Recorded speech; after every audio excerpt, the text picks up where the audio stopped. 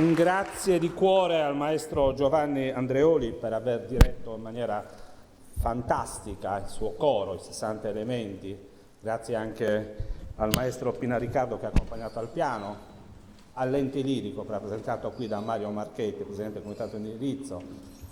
Abbiamo voluto iniziare questa celebrazione partendo dalla bellezza, dalla gioia, perché anche il ricordo di fatti storici non possono prescindere dalla forza e dalla potenza della musica, dalla forza e dalla potenza delle parole della musica. E credo che la musica sia una delle cose, delle arti, delle bellezze che unisce di più i popoli. E per cui abbiamo voluto iniziare con i 3 inni che uniscono il popolo sardo, l'inno italiano e l'inno dell'Europa, perché noi siamo sardi, siamo italiani, siamo europei. Siamo un unico popolo.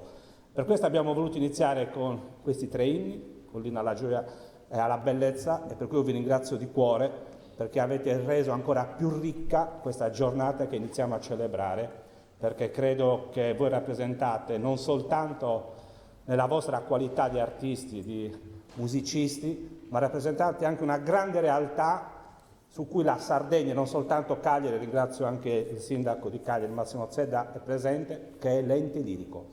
Noi dobbiamo essere orgogliosi del lavoro che viene fatto quotidianamente.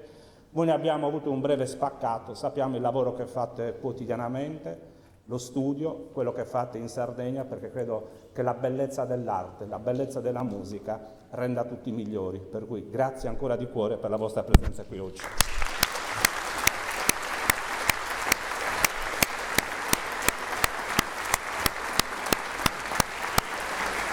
Grazie. Grazie. Grazie. Ma io, tanto prendiamo posto, inizierei adesso le celebrazioni di Saddie partendo da un saluto. Tanto un saluto a tutte le autorità militari, civili, religiose presenti. Un saluto ad Alessandra Todd, Presidente della Regione della Sardegna, al Sindaco di Cagliari presenti, per celebrare questa giornata che anche quest'anno abbiamo voluto organizzare all'interno del Consiglio regionale, la massima istituzione della Sardegna, la Casa del Popolo Sardo.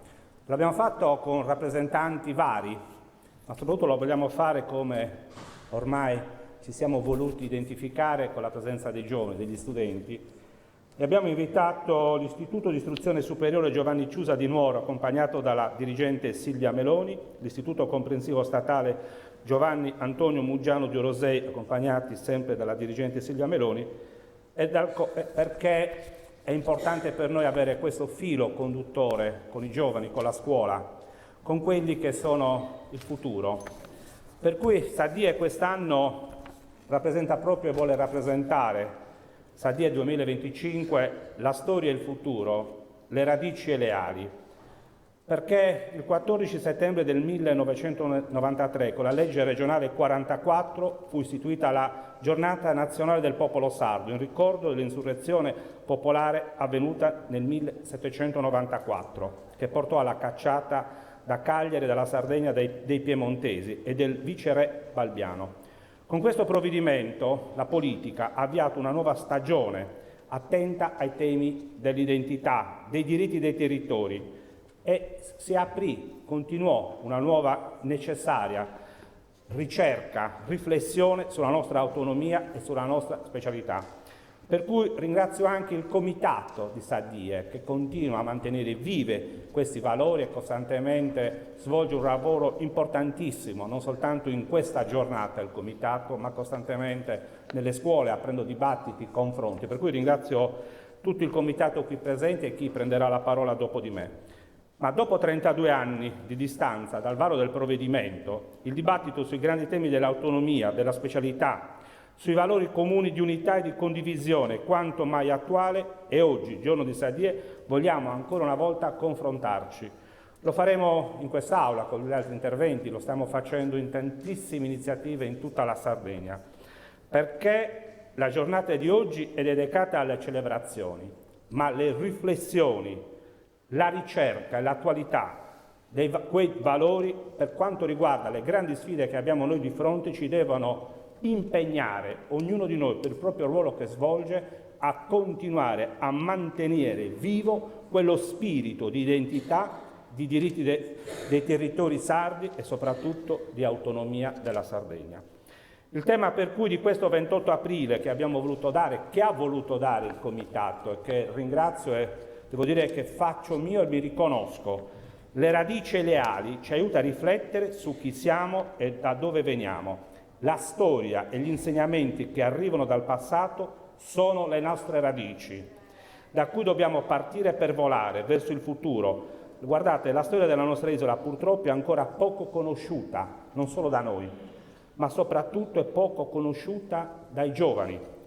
Io ho difficoltà di far capire a mio figlio cosa significa Sadie, che ha 14 anni, ma molti di voi non riescono a far capire cosa Sadie anche ai ventenni, ai giovani universitari. Non riusciamo a entrare nel loro linguaggio, non riusciamo a far capire cosa è significato quel motto, quel momento di ribellione e cosa significa ancora capire perché dobbiamo discutere di autonomia e di specialità in questo momento. Per cui dobbiamo arrivare a connetterci con i giovani su questi temi, non soltanto in questa giornata, utilizzando la scuola, l'università, utilizzando tutte le istituzioni, perché per noi questo è importante, non ci possiamo permettere una disattenzione verso le nostre radici, di cui siamo tutti responsabili. Non siamo ancora riusciti a usare quindi il linguaggio dei giovani, cioè creare nei giovani quell'entusiasmo positivo, quella curiosità verso le vicende del passato, della storia del passato della Sardegna, che soprattutto a loro sono fondamentali per dare quelle ali per affrontare il futuro. Noi abbiamo una bellissima storia, per cui mi rivolgo agli studenti, soprattutto a quelli presenti in aula e ai tanti che ci ascoltano attraverso i mezzi che abbiamo messo a disposizione come Consiglio regionale, perché credo che sia fondamentale conoscere il passato, quindi è conoscere quegli eroi che sono tanti. Noi anche in quest'Aula abbiamo ricordato i tanti eroi che hanno costruito la democrazia della nostra regione, che hanno costruito anche la nostra Carta Costituzionale. La Sardegna, l'Italia è piena di questi eroi. Sono tantissimi, da Giovanni Angioi, Michele Obino, Francesco Cillocco e tutti coloro che hanno contribuito a scrivere pagine importanti della nostra isola. Il 28 aprile deve essere l'opportunità di riflessione in questo momento storico sulla situazione non soltanto del passato, ma anche sulla nostra situazione attuale, sociale ed economica, in un mondo che cambia sempre più velocemente e che ci apre a nuove sfide. E deve rappresentare anche un punto di partenza, non soltanto pensando ai viceré, ai funzionari piemontesi che furono mandati via, idealmente, ma anche alle sopraffazioni e soprusi che il nostro popolo ha avuto in quegli anni, in quei secoli. Un momento drammatico, però oggi le nuove soprusi, le nuove sopraffazioni si chiamano povertà, disoccupazione, mancanza di istruzione, si chiamano anche spopolamento, per cui una riflessione attuale confronti a quelle che sono le politiche che dobbiamo mettere in campo per far sì che l'identità del popolo sardo si costruisca attraverso anche la resilienza all'interno di questa isola, attraverso tutto quello che noi possiamo mettere in campo. Quindi osservare la storia per trarne preziosi insegnamenti. Così come nel 1794 si era passati da una Sardegna asservita al feudalismo alla prospettiva di una Sardegna libera, oggi dobbiamo promuovere un processo che apra le porte alle prospettive di un autentico sistema autonomistico finora incompiuto, dove i singoli territori siano protagonisti del rilancio per un futuro coeso in un'Europa che cambia e che diventa sempre un'identità i cui popoli qualcuno vuole relegarli all'interno del proprio Stato. Io credo che noi in questo momento dobbiamo pensare a una solidarietà dei popoli, a un'Europa di pace vera, perché solo la pace è l'elemento che ci costruisce e ci permette di dialogare anche i giovani. Quindi dobbiamo pensare a quel passato per vedere oggi quello che dobbiamo mettere in campo per costruire questa nuova solidarietà. Quindi la Sardegna prima di tutto deve accelerare il suo percorso verso la modernità, studiando la storia, analizzandola. Io credo che noi stiamo mettendo in campo, e quando dico noi, guardate, non mi riferisco solo, parliamo molte volte con Alessandra, noi siamo l'attualità, però c'è stato fatto tantissimo anche in passato e dobbiamo riconoscere le cose importanti che sono state fatte anche nel passato. Non possiamo più permetterci di dividere fra noi e loro. Noi siamo tutti noi, chi svolge un ruolo politico oggi, un ruolo nelle forze civili, religiose, tanti amministratori. Credo che siamo tutti un popolo che deve sentirsi unito anche dai colori ideologici. Non possiamo più permetterci di dividerci. L'unità del popolo sardo per le grandi sfide, ma soprattutto anche per l'esempio che vogliamo dare ai giovani, che non capiscono le nostre divisioni quando parliamo di povertà, di spopolamento, di istruzione, di futuro, non le capiscono le nostre diversità. Dobbiamo essere noi prima di tutto, dare un esempio come politica che siamo uniti, per cui tutto quello che stiamo mettendo in campo è anche frutto di scelte passate, ma è anche frutto della nostra nuova visione per costruire una Sardegna coesa e che sappia ancora accogliere e far sentire tutti a casa loro. Per cui la Sardegna del futuro, la nostra Sardegna, deve rivendicare un suo spazio in ogni settore, prima di tutto anche in un nuovo rapporto con lo Stato. Dobbiamo puntare a risolvere le questioni storiche come la vertenza delle entrate, la questione delle lingue, l'attuazione del nostro statuto speciale. Continuiamo a essere una regione che ancora meno di altre regioni a statuto speciale ha messo in campo le norme di attuazione. Noi abbiamo gli strumenti per migliorare le nostre condizioni, dobbiamo metterli in campo e lavorare per il futuro. Quindi viviamo una fragilità nuova, diversa. Basta leggere un giornale, accendere la televisione, ci rendiamo tutto quanto i personalismi stanno sopraffacendo su quello che sono le libertà. Le guerre purtroppo non accennano a placarsi. Alcune scelte politiche scellerate di alcuni leader mondiali mettono a rischio quelle che sono state le conquiste di diversi anni. Per cui, anche ricordando il Santo Padre che ci ha lasciato qualche giorno fa, io credo che quell'insegnamento, quello che è successo qualche giorno fa a Roma, sia un esempio. E la sua morte, oltre che aver lasciato un grande segno non solo nella Chiesa, ma anche nell'intera umanità, possa aver lasciato anche un segno a tutti quei leader mondiali che si sono recati a Roma per il suo funerale. Mi auguro, ci auguriamo tutti che la sua morte non sia stata invano e che quel monito, quell'insegnamento, quell'abbraccio, quel segno della pace non sia soltanto un segno della pace rituale all'interno di una funzione religiosa, ma che sia un vero segno della pace, che molti di quei leader si portino nel proprio cuore e lo rendano attuale e concreto nel momento in cui devono fare le scelte che riguardano tutto il popolo. Quindi coesione, fratellanza e solidarietà vogliono essere per noi le parole fondanti di questa Sadie.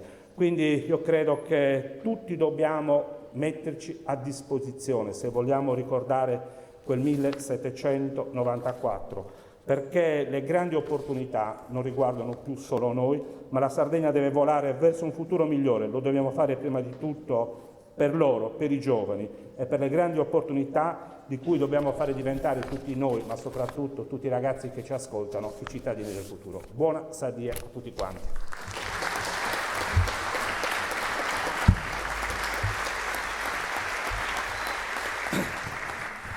Do la parola all'assessore alla pubblica istruzione Ilaria Portas per un breve saluto. Prego Ilaria. Saluti a tutti e ben agattausu. Presidente Comandini, Presidente Todde, consiglieri e consigliere, autorità e relatori presenti, Comitato Pro Sadie. Oggi abbiamo accolto nel Parlamento dei Sardi tutti questi ragazzi e queste ragazze e abbiamo la possibilità di parlare al futuro della nostra isola. Come sempre mi accade da assessora alla pubblica istruzione, ogni volta che ho l'occasione di incontrare le scuole, cerco di utilizzare questo momento per sottolineare quanto sia importante la loro presenza e quanto il nostro futuro sia legato alla loro forza e alla loro volontà. Ragazzi e ragazze, siete nel luogo dove le persone democraticamente elette discutono, si confrontano e approvano le leggi per la nostra isola, alcune che vi riguardano personalmente e altre che riguardano l'intera società sarda. Oggi è un giorno di festa, la festa del popolo sardo, una data scelta nel 1993 come simbolicamente rappresentativa di quel periodo di risveglio dall'oppressione piemontese. Il Regno di Sardegna chiedeva di riservare ai sardi le cariche pubbliche, un Consiglio di Stato a Cagliari, l'istituzione a Torino di un Ministero per gli affari della Sardegna, richieste che vennero rifiutate interamente. Per questo, il 28 aprile del 1794, i sardi decisero che la mancata considerazione delle loro istanze di autonomia non poteva più passare inosservata e attraverso la sommossa costrinsero alla fuga da Cagliari il viceré Vincenzo Balbiano e i funzionari sabaudi. Ogni anno come assessorato stanziamo dei fondi per le celebrazioni di Sadie e quest'anno abbiamo deciso di ricordare questo giorno di festa in collaborazione con 3 comuni sardi. Il comune di Cagliari, saluto il sindaco qui presente, che fu teatro dei moti rivoluzionari e della cacciata di Balbiano, il comune di Bono, e saluto il sindaco qui presente, che diede i natali a Giovanni Mariangioi, e il comune di Alghero, in cui per oltre 20 anni fu imprigionato il capopopolo Vincenzo Sulis. Questi momenti e questi personaggi della storia sarda meritano di essere conosciuti e ricordati ed è per questo che chiedo a voi e ai vostri insegnanti di prendere spunto dalla giornata di oggi per provare ad approfondire e studiare la nostra storia. Possiamo capire chi siamo solo se conosciamo da dove veniamo. Conoscere e studiare la storia di Sardegna ci aiuta a recuperare quello spirito e quell'orgoglio che ci rende fieri della nostra identità. La giornata di oggi è stata intitolata Le radici e le ali. Le radici sono la nostra storia e le nostre ali siete voi. Io a voi chiedo questo: imparate, studiate, conoscete, fate tesoro della nostra storia e anche dei nostri errori. Non permettete che vi rubino il futuro, lottate con tutte le vostre forze, come fecero i nostri avi. Sa Sardigna è cosa nostra, sa Sardigna de su tempu benidori cammina con i scambas de Bosartrusu. Buona die de sa Sardigna a tottusu. Grazie Assessore.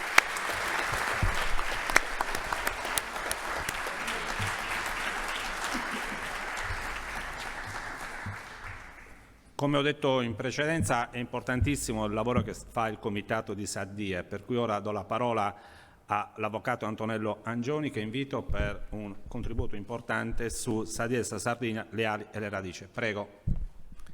Grazie Presidente, saluto e ringrazio la Presidente della Regione, il Presidente del Consiglio, le consigliere e i consiglieri, le assessore e gli assessori e le autorità presenti. Il titolo di questo intervento, Sadie de sa Sardigna, le radici e le ali, richiama l'endiadi radici ali che con grande efficacia espressiva crea un rapporto dialettico e una relazione necessaria tra la memoria storica e l'apertura verso la modernità. Relazione importante perché, come diceva il professor Liliu, senza radici non si vola. Le radici e le ali sono dunque simboli che rispettivamente evocano ciò che del passato permane nel presente come sedimento e fondamento di identità e esprimono la necessità di collegare la nostra soggettività collettiva di popolo a esperienze, culture e mondi anche distanti. Le radici le ritroviamo nella nostra storia, nella memoria del popolo sardo e nella sua peculiare identità. Una storia che nel corso dei secoli e nel fluire non sempre lineare del tempo, a tratti è stata gloriosa e fatta di progresso, perché la Sardegna non ha rappresentato solo il terreno di dominazioni esterne e di arretratezza. Una storia peraltro poco conosciuta, soprattutto dalle giovani generazioni, e che dovrà essere rivalutata nel presente anche attraverso un capillare lavoro nelle scuole, quale base dell'agire politico e premessa per uscire dalla nostra condizione di subalternità, sottosviluppo e insicurezza per diversi aspetti tuttora presente. Le ali le ritroviamo invece nella nostra aspirazione verso un mondo migliore, che potrebbe, perché no, realizzarsi anche attraverso un rapporto privilegiato di scambi tra la Sardegna e l'area euro-mediterranea, in chiave di cooperazione e di sviluppo pacifico, laddove l'insularità dovrà rappresentare un punto di partenza per impostare la questione sarda su basi nuove.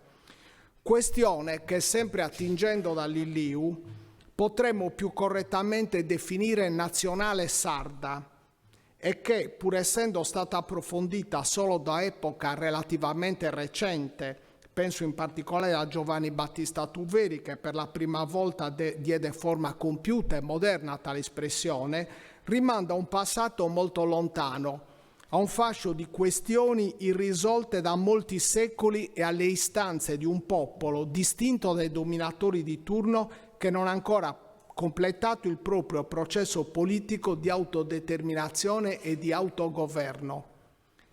In siffatto contesto, la celebrazione del Sadie rappresenta sicuramente un momento di festa del popolo sardo, ma anche, nello spirito della legge istitutiva a cui ha fatto riferimento il Presidente Comandini, di riflessione. Uno sforzo teso a cogliere dai molteplici segni del passato la dimensione politica che ci aiuta a capire il presente e a progettare, anche attraverso uno sforzo di creatività, il nostro futuro. È in questa prospettiva che la civiltà prenuragica e ancor più quella nuragica possono acquisire un valore che va ben oltre il dato statico delle opere materiali, dolmen, menhir, domus deiana, sposi sacri, nuraghi.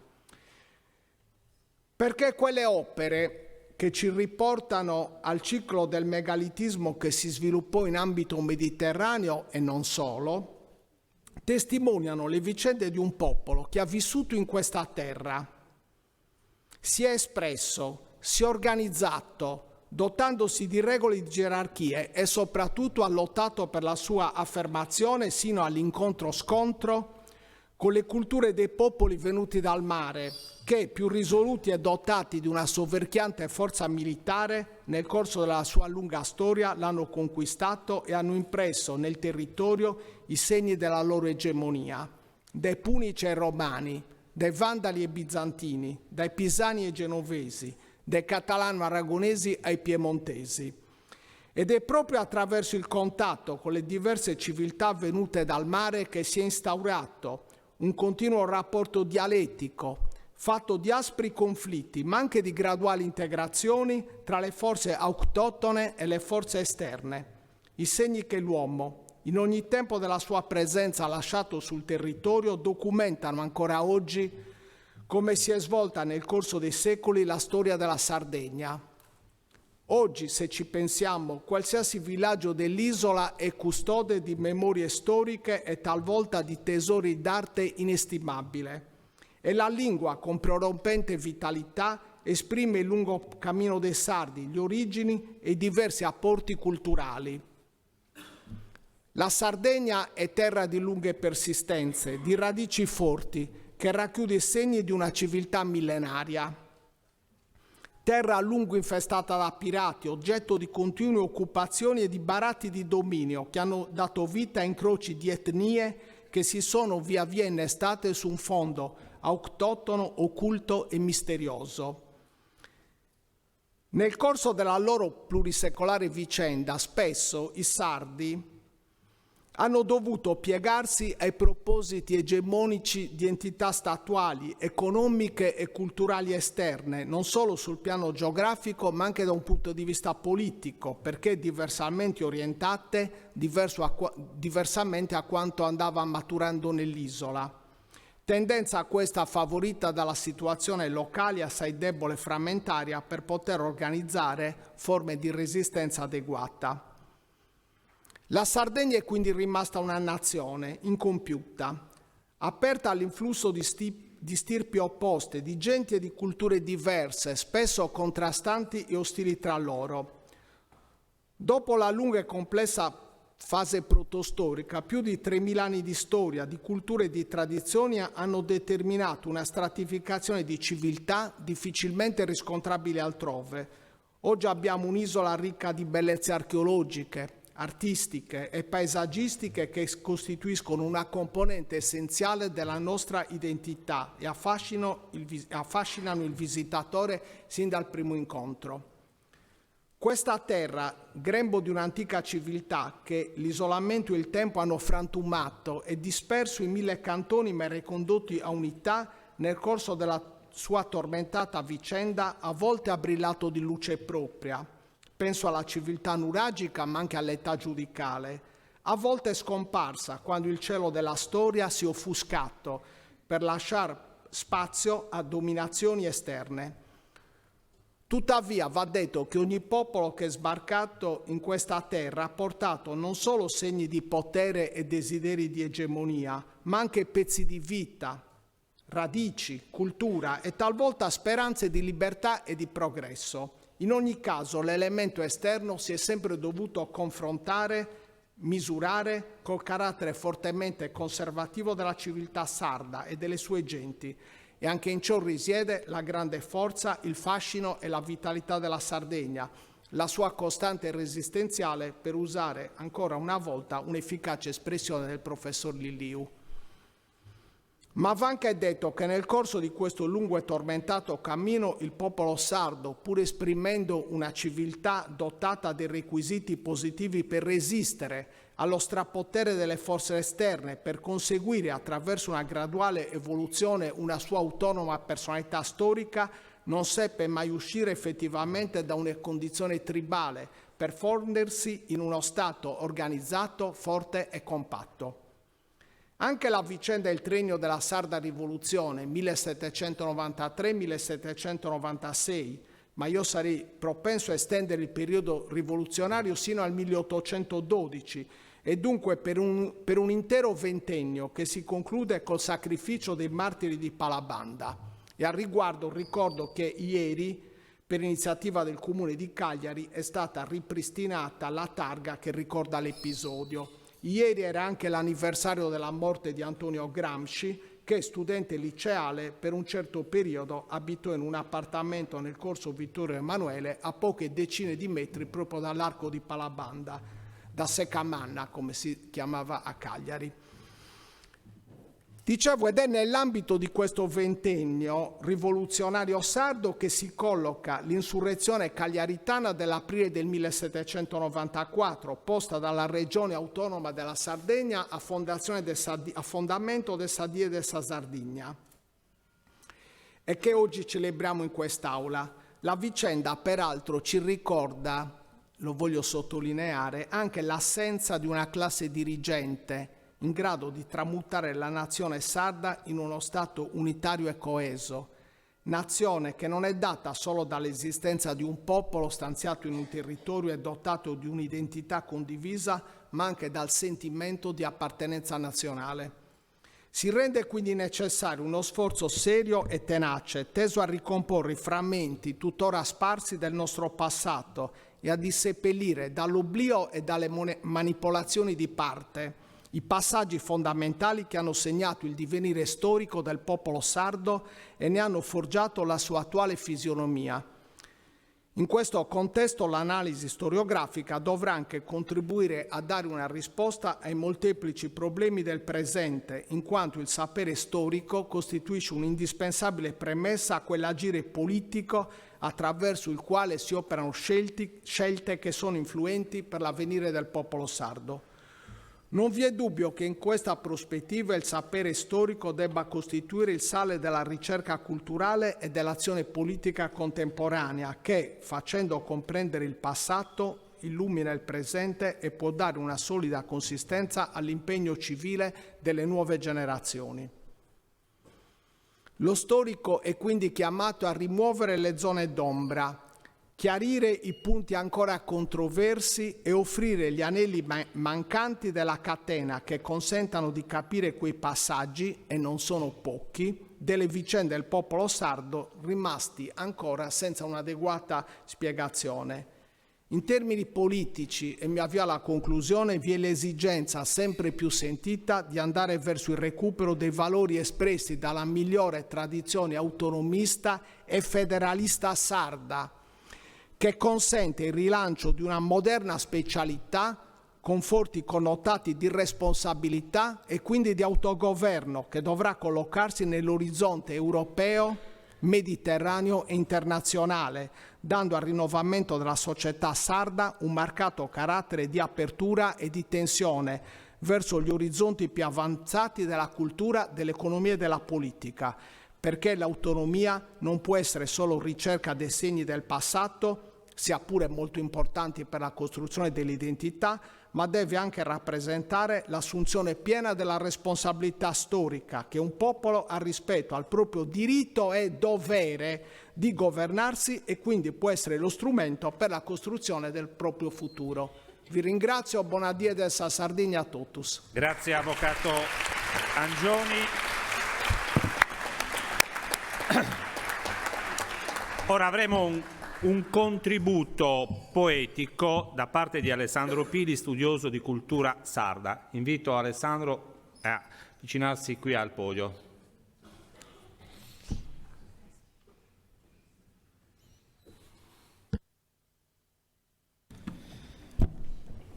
Presidente Comandini, Presidente Todde, autorità e presenti tutti.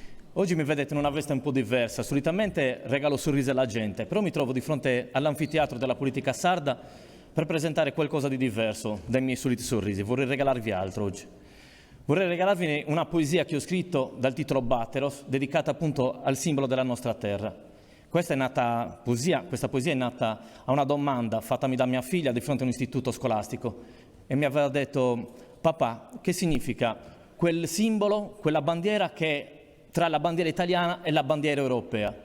Al che in me sono nate tante emozioni, sono rinati gli studi fatti con la professoressa D'Arienza all'università e ho scritto 20 versi dedicati appunto alla storia di questo nostro simbolo, di questa nostra bandiera che è la nostra identità, affinché appunto i giovani e i bambini, entrando in un istituto scolastico, possano dire: che bella la bandiera sarda arricchita dalla bandiera italiana e dalla bandiera europea. Grazie.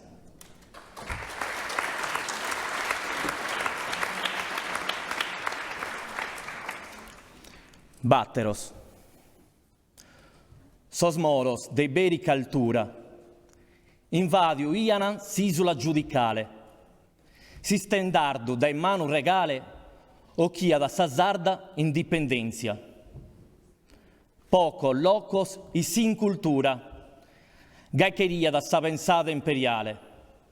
Ma sorbatteros non fias un più male, issos fiancarrales de arte e pazienza. Fias sorducas savoiardos a occhi dura, alleare sa vista a sa sarda umanidade, e bendan sormoros, ma non s'identidade, in sarruga e ruia ca è vessillo coloniale.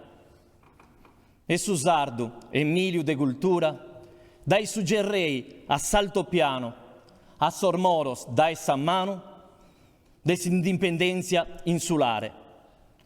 Ma si storia come è andata, e sorbatteros tornano a viere, cussa carta e cussu logo, e sventolanden che rennarrere, sa sardidade nueste gioco. Grazie. Grazie.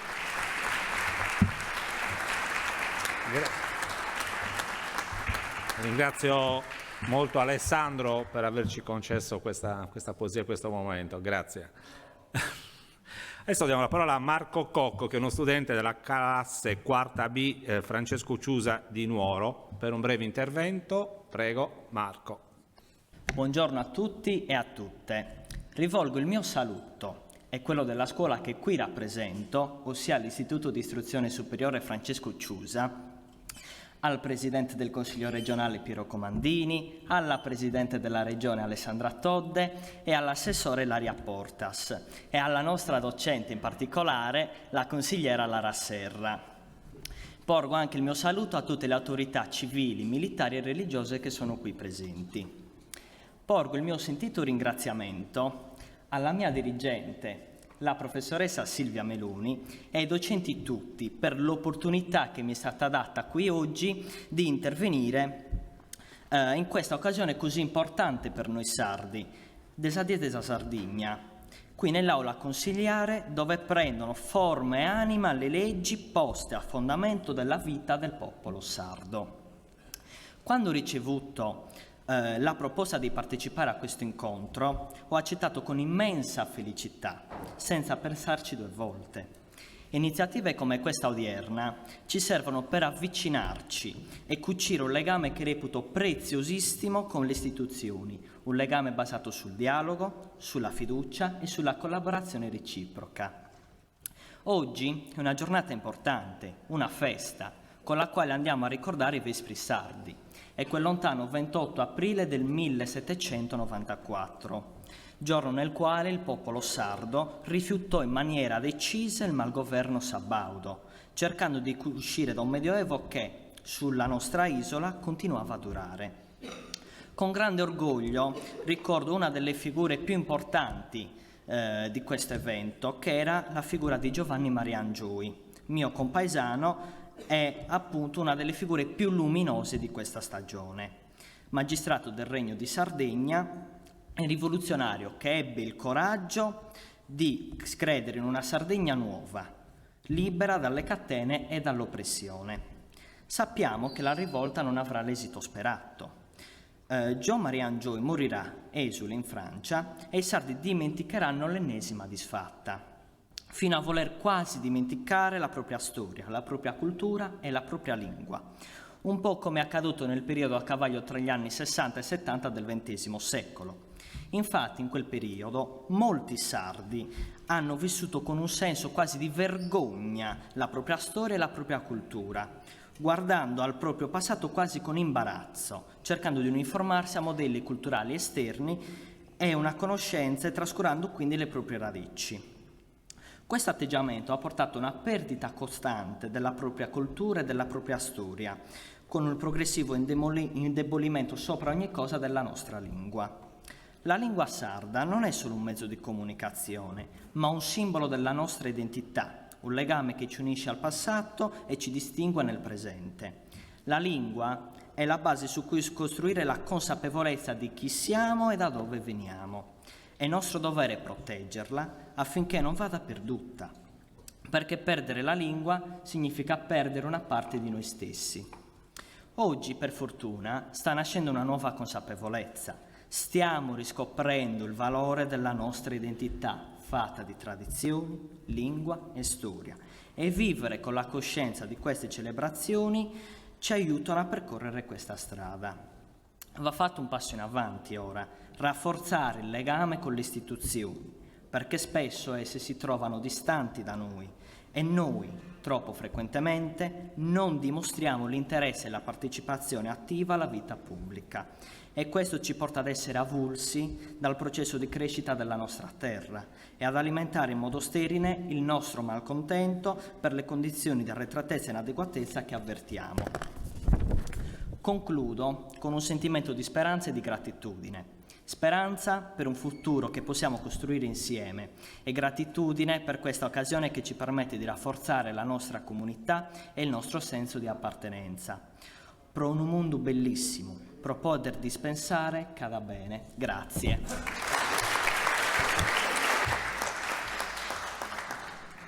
Molto molto bravo Marco per le tue parole. Ora interverranno i capigruppo per un breve contributo a questa giornata. Partiamo con l'onorevole Paola Casula, capogruppo di Sinistra Futura. Prego Paola. Cara Presidente Alessandra Todde, onorevole Presidente Comandini, Assessore e Assessori, colleghe e colleghi, autorità civili e religiose, un saluto a tutti voi e a tutti i presenti. Quella che stiamo vivendo oggi è una data significativa della nostra storia, che ancora oggi riflette il nostro senso di appartenenza alla nostra meravigliosa isola e alle nostre tradizioni storiche e culturali. Una data, quella del 28 aprile, che segna la fine di un'era e l'inizio di una nuova epoca. E ogni anno si arricchisce di nuovi temi che invitano la politica a impegnarsi ogni volta di più per le sorti del suo popolo. Tanti gli obiettivi da conseguire, tanti gli ideali da portare avanti per far sì che Saddie sia il collante morale del nostro amore verso la terra in cui viviamo. Ma cosa vuol dire essere sardi? Saddie de sa Sardigna, per quanto rappresentazione di quel che fu la rivoluzione sarda con la cacciata dei piemontesi, non può bastare. Una volta Antonio Gramsci scrisse: conoscere se stessi vuol dire essere se stessi, vuol dire essere padroni di se stessi, distinguersi, essere un elemento di ordine, ma del proprio ordine e della propria disciplina a un ideale.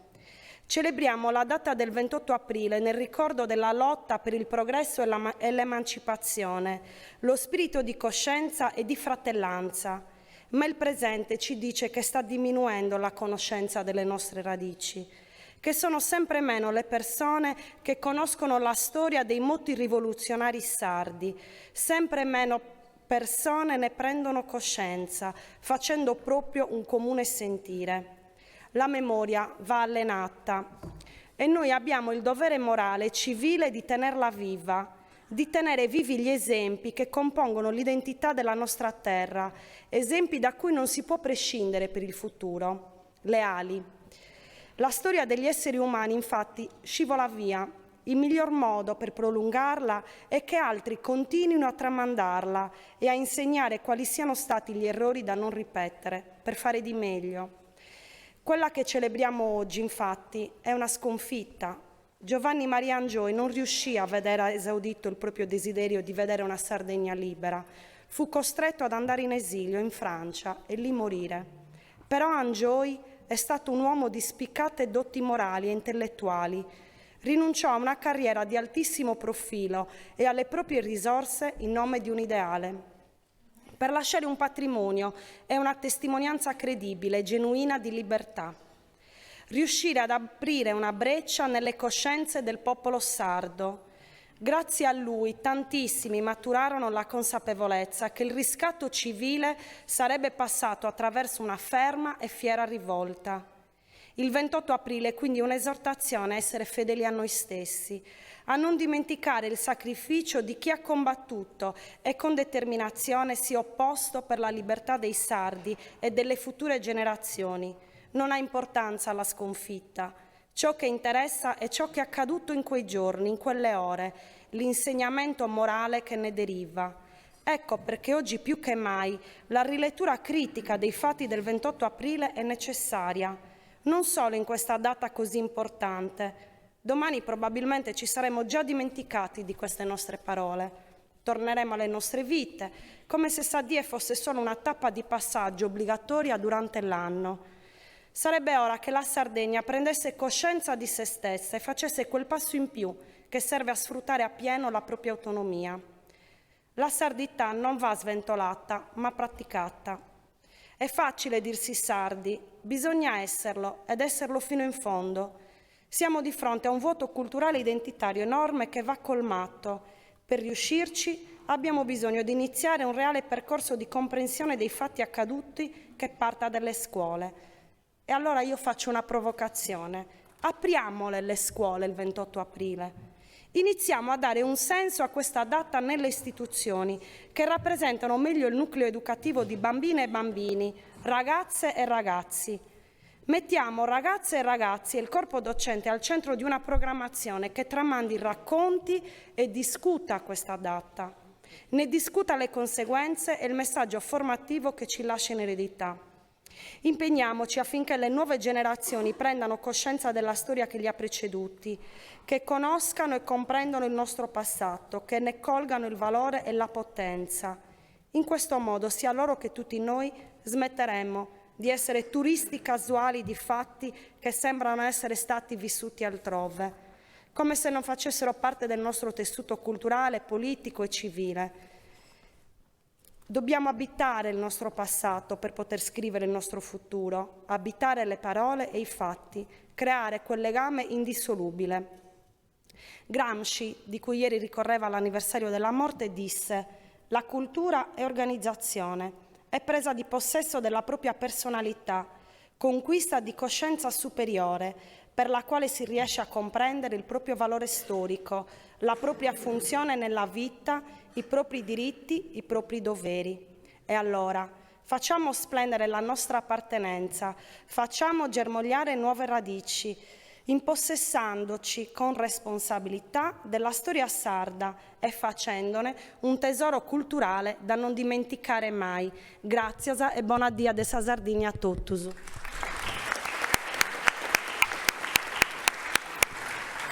Grazie onorevole Casula. E ora la parola al capogruppo di Uniti per Alessandra Todde, onorevole Sebastian Cocco.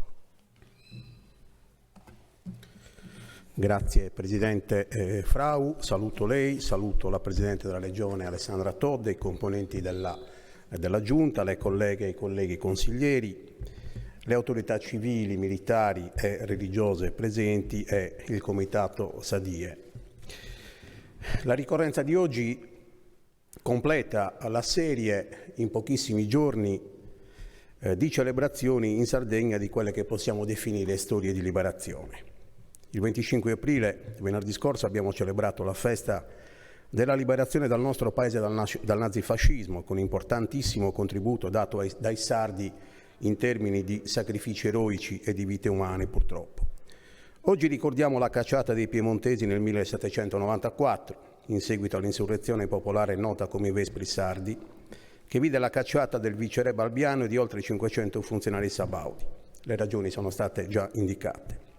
Ebbene, mi piace inserire in questa storia di liberazione anche quella che accadde il 26 aprile 1868 a Nuoro con i moti di Suconnottu.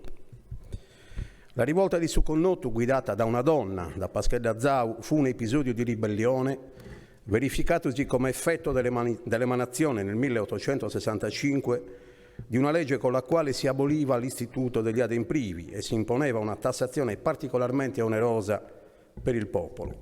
Provvedimento preceduto dall'editto delle chiudende, che autorizzava la chiusura dei terreni che erano fino ad allora di proprietà collettiva, introducendo di fatto la proprietà privata per quelli che venivano definiti sos principales. Col motto di tornare a Suconnottu, i rivoltosi chiedevano il ripristino dell'antico sistema di gestione comune dei terreni. Nei giorni della rivolta fu assaltato il comune e furono bruciati i documenti di compravendita delle terre comunali. Nel novembre dello stesso anno fu istituita, su proposta di Giorgio Asproni e di altri parlamentari sardi, la Commissione parlamentare di indagine, presieduta da De Pretis, ma l'unico che si impegnò davvero fu Quintino Sella, che si concentrò sulle potenzialità dell'industria mineraria. Ora, vero è che l'insurrezione contro i piemontesi a Cagliari e contro i principales locali a Nuoro non furono da soli decisivi a modificare repentinamente quelle condizioni. L'operato della stessa Commissione di Sella non produsse sostanzialmente nulla e bisognerà aspettare 100 anni con la Commissione Medici sui fenomeni di criminalità in Sardegna per iniziare a prendere serie contromisure per far uscire l'isola dalla miseria e dalla povertà, non solo economica. Ma sono comunque giornate storiche per la Sardegna, eventi distanti tra loro nel tempo, ma accomunati dagli stessi sentimenti di ribellione al sopruso, di riscatto dalle condizioni di miseria, di angheria, di morte, per raggiungere la condizione di libertà e di progresso collettivo. Sentimenti che poi si sono tradotti in valori e principi che oggi formano l'ossatura della democrazia liberale che conosciamo, compreso naturalmente il nostro statuto speciale. Sadie è la festa del popolo sardo, con richiami, spesso purtroppo talvolta retorici, all'orgoglio e all'identità. Ma trovare nella storia un momento rivoluzionario, di affrancamento dalle condizioni di subalternità, che testimonia l'emersione di un sussulto di orgoglio rispetto all'atavica propensione a subire tutto, è l'elemento che dà senso a questa festa. La decisione del Consiglio regionale della Sardegna del 1993 si può considerare sul piano politico e culturale un felice e intelligente gesto di indisciplina creativa, come la chiamò Silvano Tagliagambe. Il periodo dei Vespri Sardi è stato utilizzato dal legislatore sardo per ricordare a tutti noi e alle generazioni che seguiranno che la condizione di subalternità non è una condanna perenne, non è un fato dal quale non ci si può affrancare. Ma è emerso anche oggi il quesito: cosa resta oggi, a 30 anni di distanza dall'istituzione della giornata de Sadie? Le scuole, le istituzioni regionali sono riuscite ad affrontare i temi e a proporli agli studenti in modo critico e con coscienza identitaria. Il problema venne già sollevato in quegli anni. Alcuni docenti e intellettuali sostennero che aveva poco senso istituire la giornata di vacanza scolastica, dal momento che nella stessa scuola la storia sarda veniva studiata poco o nulla e che quindi sarebbe stato più opportuno prendere dei provvedimenti che mirassero prima di tutto a far conoscere le vicende storiche dell'isola durante l'anno scolastico e magari in quella giornata organizzare eventi di approfondimento che andassero oltre le rappresentazioni teatrali. Tutt'oggi, purtroppo, l'insegnamento della storia isolana è praticamente rimasto allo stesso punto. La stessa figura di Giovanni Maria Angioi, a parte la brillante relazione di Marco Cocco di oggi dello studente, sta in penombra, per lo più rimane soltanto la denominazione di una via in ogni centro isolano, per non parlare della battaglia di San Luri, dopo la quale pare che non sia successo più nulla, mentre nei secoli della dominazione spagnola sono accaduti importanti avvenimenti e trasformazioni storiche, sociali e linguistiche che ancora ci portiamo dietro. Questo perché spesso abbiamo un rapporto controverso con il passato e con la storia. Lo stesso Marco, lo studente, ha parlato di vergogna e di imbarazzo, spesso dei nostri fatti storici. Ma la storia è il vero patrimonio e collante di una comunità. Simone Weil diceva che la storia rappresenta il destino eterno dell'uomo. E ciascuno di noi dovrebbe riconoscersi in questa definizione e in questo pensiero, perché se oggi siamo un popolo libero dalla miseria e dalla violenza, un'isola resistente al sopruso e alla sopraffazione, una comunità che ha voglia di futuro, lo dobbiamo anche ai protagonisti di quelle storie di liberazione. Questo destino eterno dei sardi, questo legame naturale lungo il tempo, non è sempre avvertito, soprattutto dai ragazzi, perché non abbiamo una piena conoscenza e coscienza del passato, che invece al contrario, vissuto attraverso la collettività, è elemento fondamentale per il radicamento dell'uomo in una comunità. Il problema tuttavia non è solo scolastico, ma sociale e culturale, come conseguenza di quello che si può definire sonnambulismo istituzionale.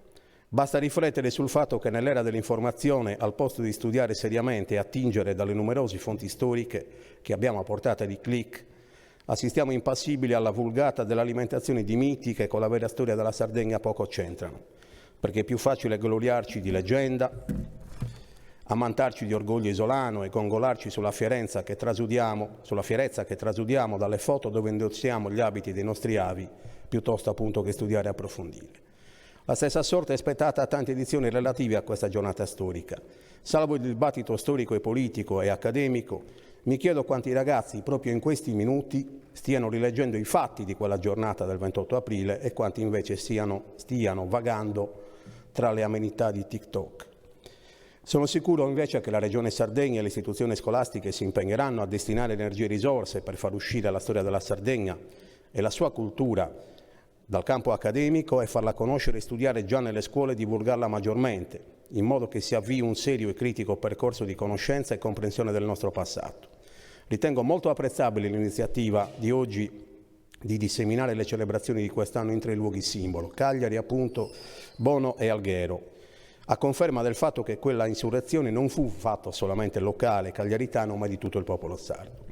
Soltanto così anche una giornata come questa verrà vissuta e compresa pienamente e in tutto il suo valore, e smettendo di essere turisti occasionali del nostro passato cominceremo ad abitarlo e a viverlo ogni giorno. Grazie.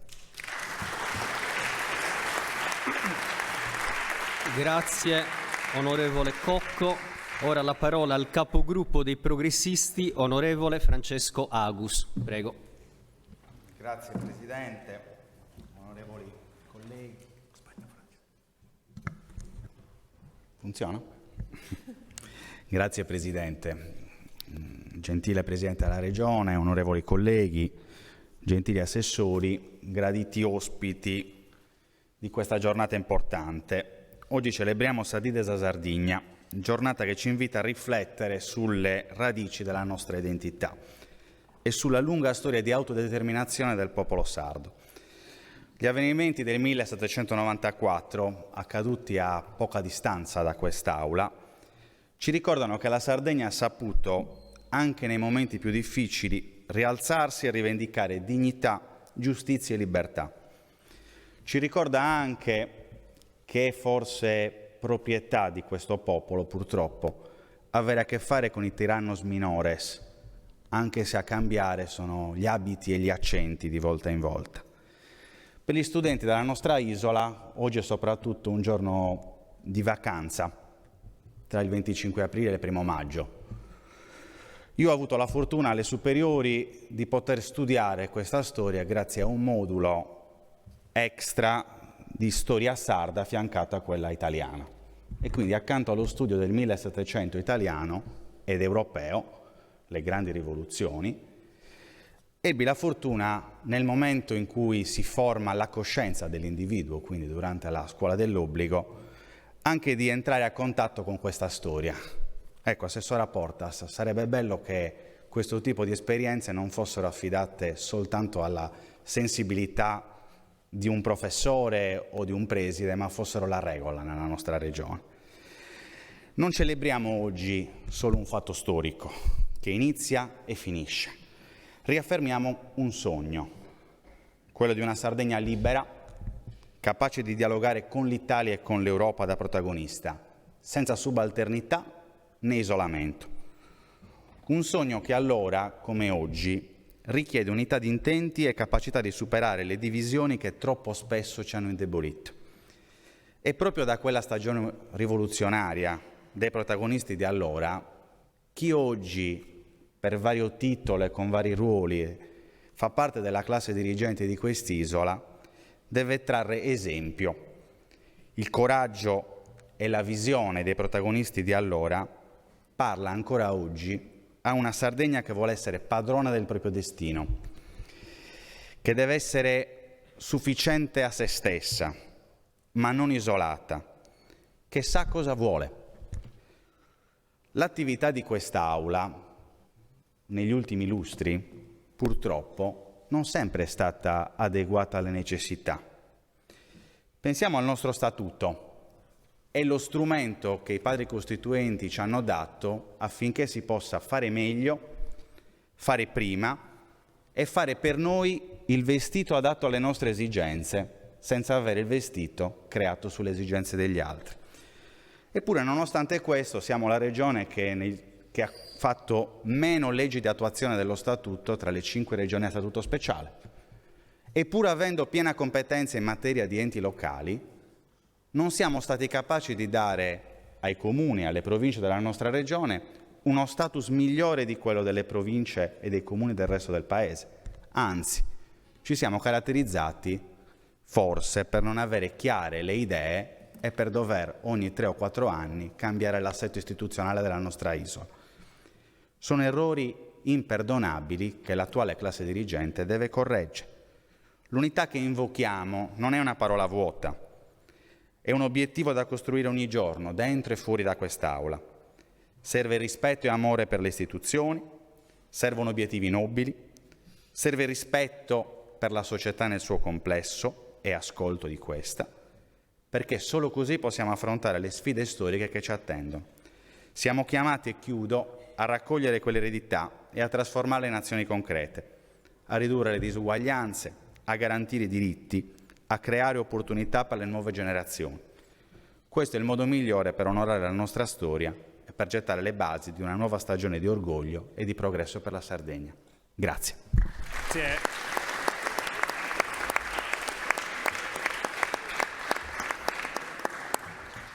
Grazie onorevole Agus. È scritto a parlare per il gruppo Sardegna al Centro 2020 l'onorevole Alberto Urpi. Ne ha facoltà. Presidente del Consiglio, Presidente della Giunta, assessori, autorità civili, religiose, militari, sindaci, colleghi, ragazze e ragazzi delle scuole, oggi i nostri principali ospiti in quest'Aula. Oggi rievochiamo il glorioso giorno del 28 aprile del 1794 e quindi con Saddie oggi festeggiamo la Sardegna, celebriamo la sua unità, insomma la forza del popolo sardo, valori centrali e fondanti per la nostra isola. Per troppo tempo ci siamo raccontati, o forse ci hanno raccontato, che la nostra isola e il nostro popolo mai sono stati protagonisti nelle vicende storiche del Mediterraneo. Ci hanno raccontato, o ci siamo raccontati, che abbiamo sempre subito dominazioni, conquiste, soprusi, ma soprattutto ci hanno raccontato che li abbiamo subiti con la testa china. E invece non è stato così. Non è assolutamente andata così. Allora, per questo vale la pena ripercorrere la storia, anche un po' precedente di quei giorni rispetto al 28 aprile del 1794. E vale la pena fare un piccolo passo indietro e andare al febbraio del 1793, l'anno prima di Saddie, quando la flotta francese, la grandissima potenza mondiale militare, venne in Sardegna guidata da Napoleone Bonaparte per cercare di conquistare l'isola. Benissimo, la flotta francese trovò la sconfitta in Sardegna. Un'altra delle cose che è accaduta, che non ci ripetiamo mai. La flotta francese guidata da Napoleone Bonaparte trovò la sconfitta in Sardegna e dopo qualche giorno se ne ripartirono verso la Francia, ma trovarono la sconfitta non grazie alla difesa che della Sardegna fece il regno sabaudo-piemontese. Quel regno addirittura abdicò a difendere la Sardegna in quei giorni, o non era capace o non volle difendere la Sardegna. La verità è che la sconfitta ai francesi fu inferta da un esercito organizzato dai sardi, organizzato in Sardegna dai sardi. Allora, fu allora che il popolo sardo prese consapevolezza delle proprie potenzialità in relazione alla libertà, all'autodeterminazione. E secondo noi e secondo me quella consapevolezza sulle sue potenzialità è anche quasi più importante di quello che accadde l'anno successivo, perché è la sorgente di quello che accadde il 28 aprile del 1794.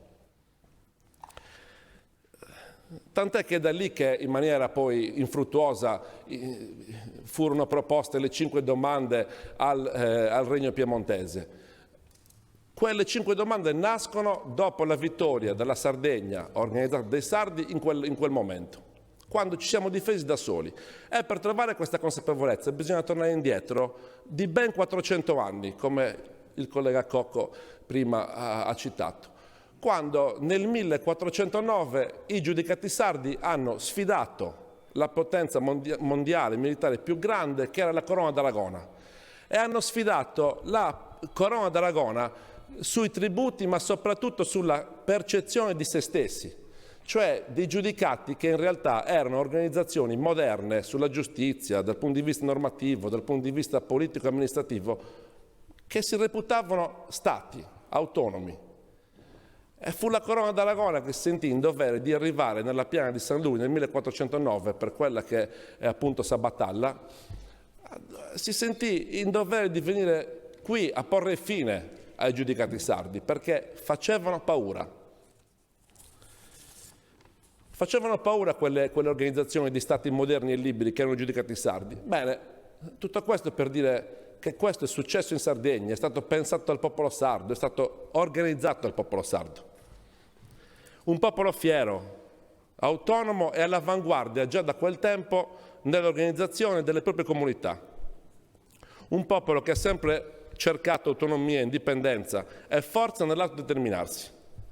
Allora oggi sedile Sardegna ha un grande valore, ma ha un valore ancora maggiore se diventa il simbolo delle nuove battaglie per l'autonomia, se diventa il simbolo delle battaglie per il riscatto di un'isola che può e che deve diventare un modello nel Mediterraneo, per diventare l'isola della conoscenza, per diventare l'isola del sapere, per diventare l'isola della tecnologia e anche per diventare l'isola della pace. E allora i giovani, la classe politica, chiunque, deve andare fiero della nostra storia e deve andare fiero dei sacrifici fatti dai nostri antenati per farli diventare un valore, quei sacrifici, e una forza per vincere le battaglie che tendono ancora la nostra isola in quest'epoca. E ai giovani voglio dire che per quelle battaglie abbiamo tutte le carte in regola per vincerle. Buona Dia di Sardegna a tutti.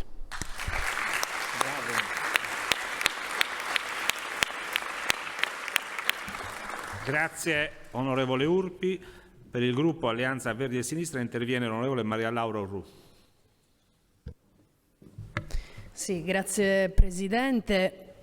Un saluto alla Presidente della Regione, alla Giunta, agli onorevoli colleghi e colleghe e ovviamente tutti i graditi ospiti, le autorità civili, militari e religiose qui presenti, i nostri giovani, le nostre studentesse e i nostri studenti.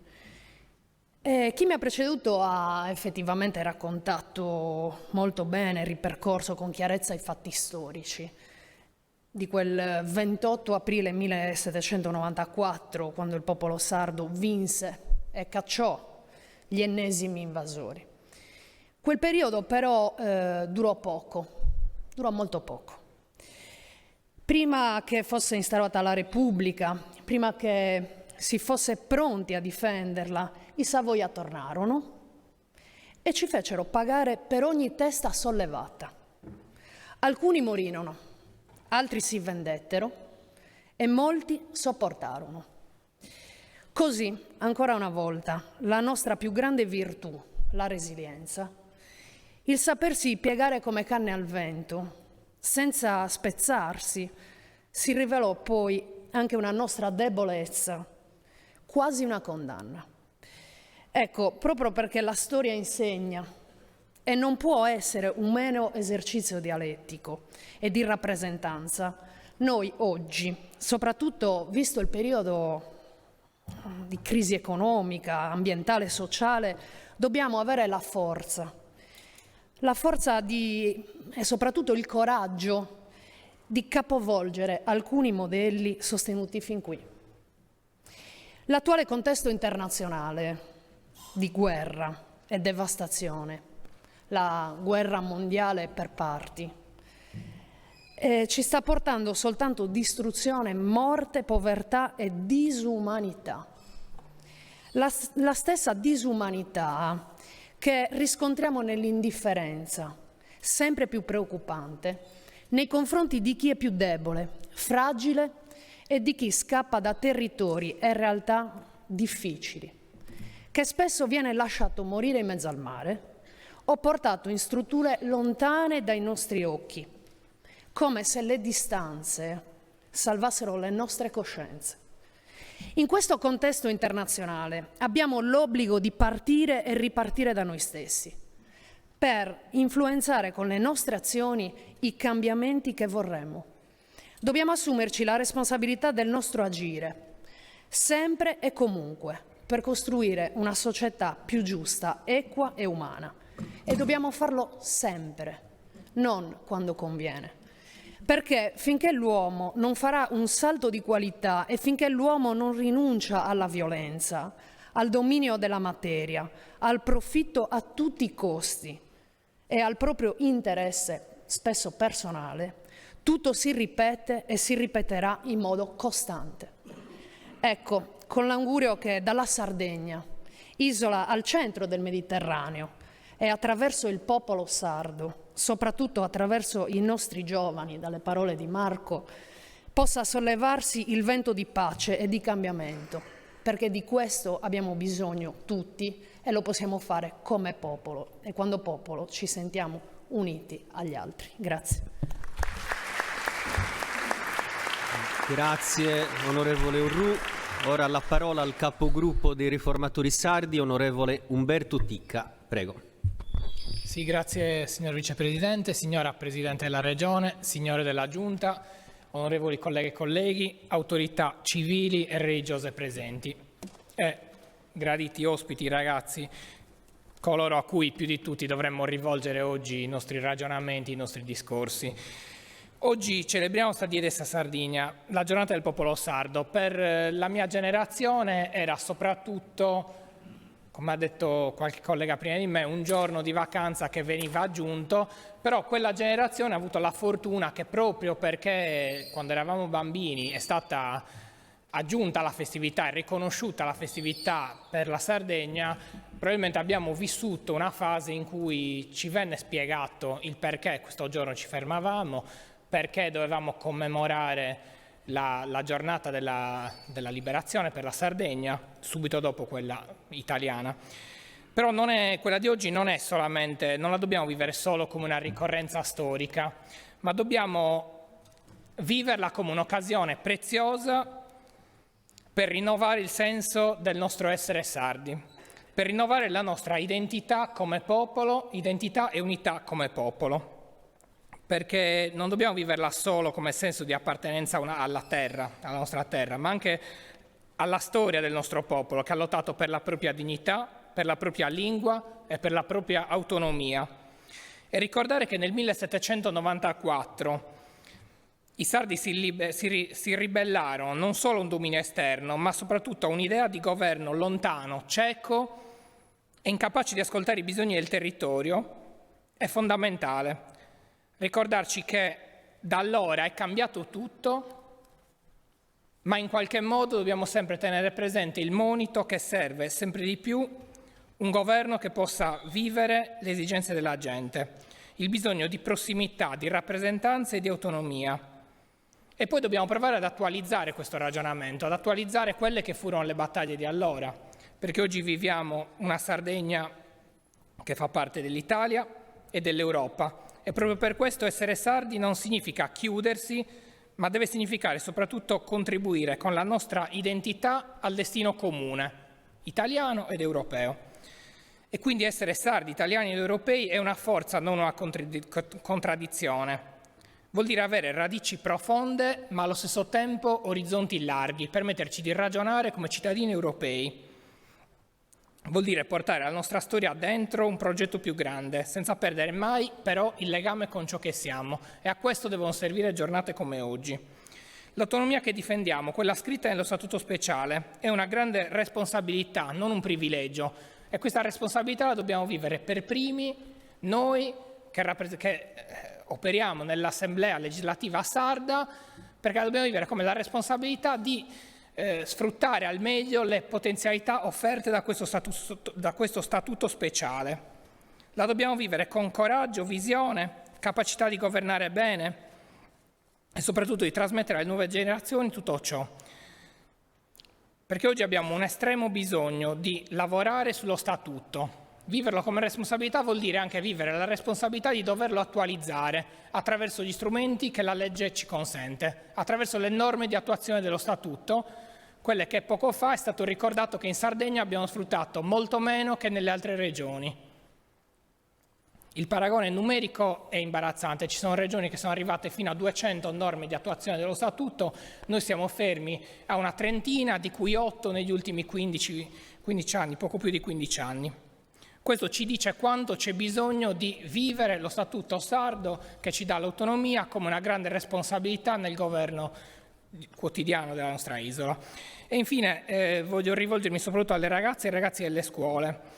Il consiglio che mi permetto di darvi è quello soprattutto di vivere questa giornata, di sentirla anche come vostra, perché è a voi che noi consegniamo il compito di custodire l'identità sarda dentro un mondo che cambia. Siate orgogliosi di essere parte di questa storia e portatela avanti con spirito aperto, critico e costruttivo. La Sardegna è una terra antica, bella e viva, e sarà forte finché noi, ma soprattutto voi, sarete capaci di unirla a un'idea di futuro e finché ragazzi come voi si appassioneranno alla nostra storia, ma soprattutto al nostro futuro. Buon Sa Dies Sardinia a tutte e a tutti. Grazie onorevole Ticca. Ora la parola al capogruppo del Movimento 5 Stelle, onorevole Michele Ciusa. Prego. Grazie Presidente. Innanzitutto un saluto a tutte le autorità e a tutti gli ospiti presenti in aula. Sa Die de Sa Sardigna è la nostra festa, è la festa del popolo sardo, è la festa della Sardegna. Una festa che non viene celebrata soltanto qui in Sardegna, ma che si propaga oltremare, in ogni città, nazione e continente in cui sono presenti tanti sardi, tanti emigrati che per varie ragioni non risiedono più sull'isola. Il 28 aprile del 1794 il popolo sardo si ribellò di fronte al rifiuto da parte della corte sabauda di accettare le richieste presentate dai rappresentanti dell'isola. I sardi chiedevano una maggiore autonomia in seno alle decisioni di carattere locale. Ecco perché questa data è importante, perché il 28 aprile del 1794 si è tradotto in azione, un forte sentimento collettivo nato da un pensiero nuovo, un pensiero illuminato. Questo sentimento è arrivato fino a noi, lo dobbiamo ricordare, alimentare e custodire ogni giorno. Oggi siamo noi a rappresentare nelle istituzioni le donne e gli uomini della Sardegna e questa responsabilità deve essere onorata sempre, garantendo un costante impegno per la popolazione e per la nostra terra. Pertanto, in un giorno allegro come questo, di festa, è anche giusto avere l'ambizione di desiderare una Sardegna non più chiusa e piegata su se stessa, ma che sia sempre più protagonista e pronta alle sfide del futuro. La nostra terra è ricca di splendidi beni naturali e ambientali ed ha una storia antica e unica al mondo. Eppure sono tanti ancora gli ambiti in cui il divario è grande, in cui la Sardegna ancora arranca e il cui il potenziale che potremo mettere a frutto rimane inespresso e inutilizzato. Per questo occorre un impegno costante e lungimirante, che guardi alle sfide innovative di questo nostro tempo e lo faccia con l'occhio attento, capace di salvaguardare quell'equilibrio fondamentale tra sviluppo e tutela dell'ambiente. Quello stesso equilibrio più volte evocato anche da Papa Francesco. Lo stesso, durante il suo pontificato, ha saputo dire meglio di chiunque altro quanto sia importante la difesa dell'ambiente, affinché sia salvaguardata la casa comune, la casa di tutti noi. La tutela del nostro territorio per noi è un obiettivo prioritario. Su questo, come per tante altre questioni sarde, ribadiamo il fatto che a dover decidere sono i sardi, il popolo sardo, e non accetteremo mai decisioni calate dall'alto. Siamo noi a dover difendere la nostra isola, a non permettere speculazioni che potrebbero compromettere la sua integrità. In una giornata come questa credo sia doveroso ribadire il nostro no al deposito di scorie nucleari in Sardegna. Una battaglia che dobbiamo vincere per le future generazioni, una battaglia di vita per la Sardegna stessa. Ma quando parliamo di futuro non possiamo non pensare alle nuove generazioni, troppo spesso obbligate a scegliere di andare via per poter trovare fortuna altrove. Oggi, col mutamento continuo delle nuove tecnologie, siamo chiamati a intercettare le nuove opportunità e ad offrire nuove possibilità al passo con i tempi, a investire affinché si possa generare ricchezza in Sardegna e quindi lavoro e sviluppo. Condizioni fondamentali che nella storia dell'uomo coincidono sempre con maggior tasso di natalità, di crescita, di benessere.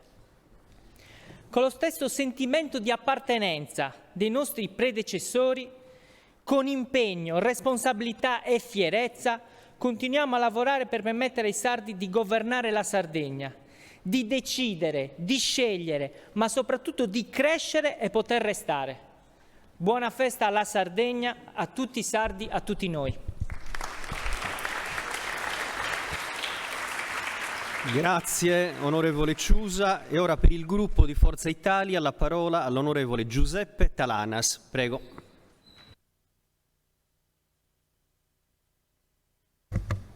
Grazie onorevole Presidente del Consiglio, onorevole Presidente della Giunta, colleghe e colleghi consiglieri, assessore, assessori, illustrissimi ospiti, civili, militari, religiosi.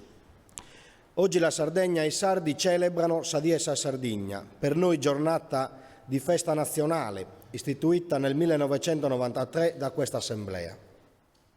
Sono trascorsi 231 anni dal 28 aprile del 1794 e gli accadimenti di quella fatidica data sono passati alla storia.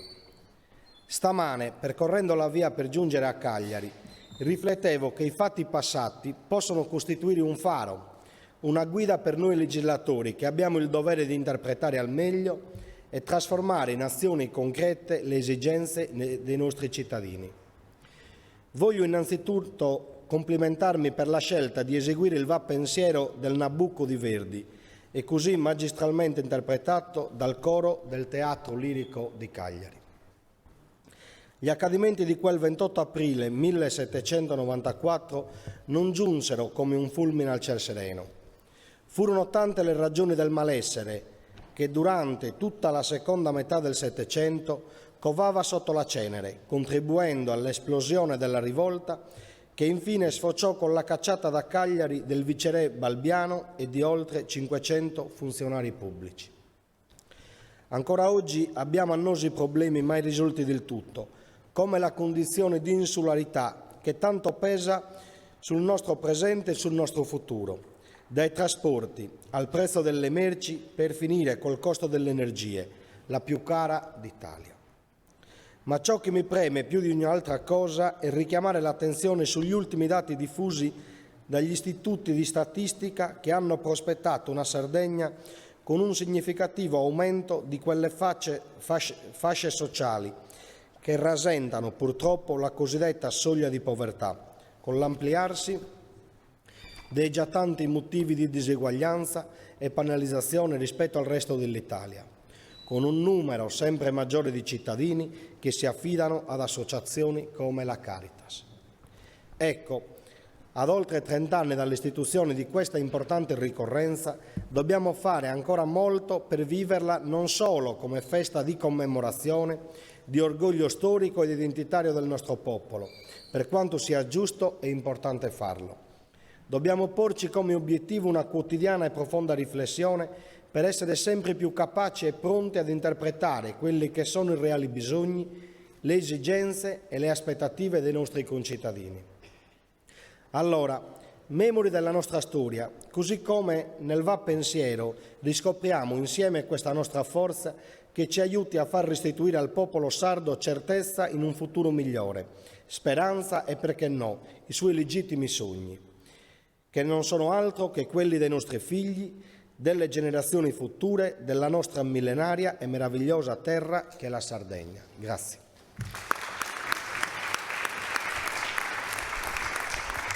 Grazie onorevole Talanas. Per il gruppo del Partito Democratico interviene l'onorevole Gianluigi Piano. Prego.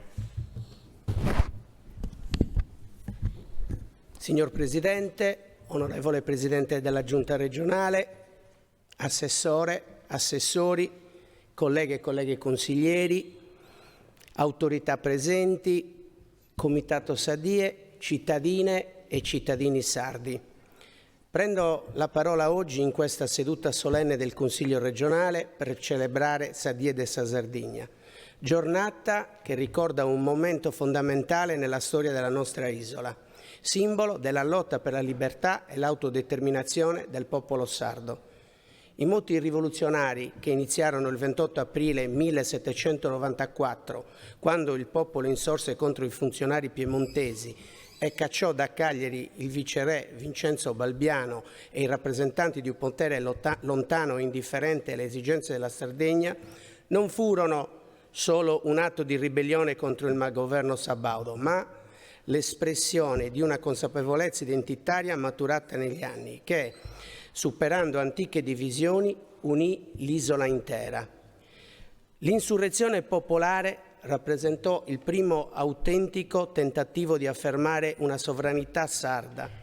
Le 5 domande presentate al viceré segnavano un programma di riforme che, per la prima volta, vedeva i sardi protagonisti del proprio destino, in nome di ideali condivisi quali l'autodeterminazione, la giustizia sociale, la difesa dei diritti dei più deboli.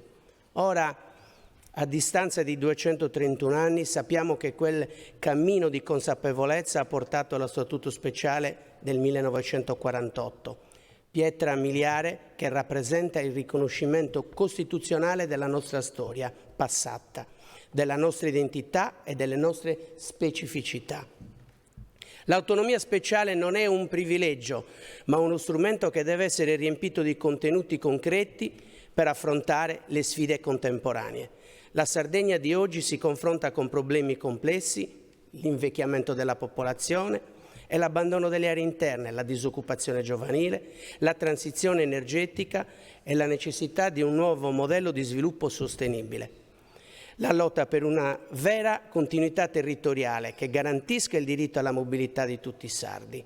L'insularità riconosciuta finalmente in Costituzione non è solo una constatazione geografica, ma è una condizione che impone politiche specifiche e mirate.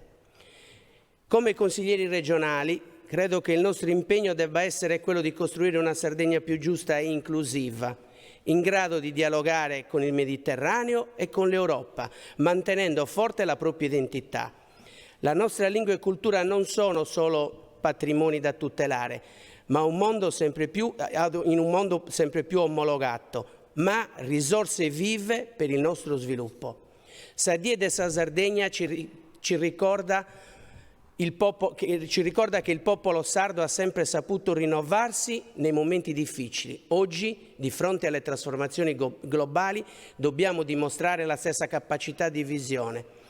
Le divisioni politiche sono fisiologiche in democrazia, ma su questioni fondamentali come la difesa degli interessi della Sardegna e il potenziamento dell'autonomia dobbiamo trovare una sintesi condivisa.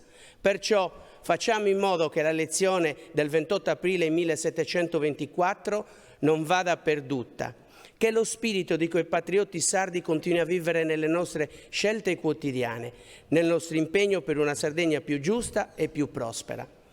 Lo dobbiamo ai nostri antenati che nel 1794 scesero in piazza per reclamare diritti e dignità. Lo dobbiamo ai giovani sardi che oggi guardano al futuro con incertezza e ai quali dobbiamo restituire speranza. E infine lo dobbiamo a noi stessi per onorare quella responsabilità che ci siamo assunti come rappresentanti del popolo sardo. Buona die della Sardegna a tutti.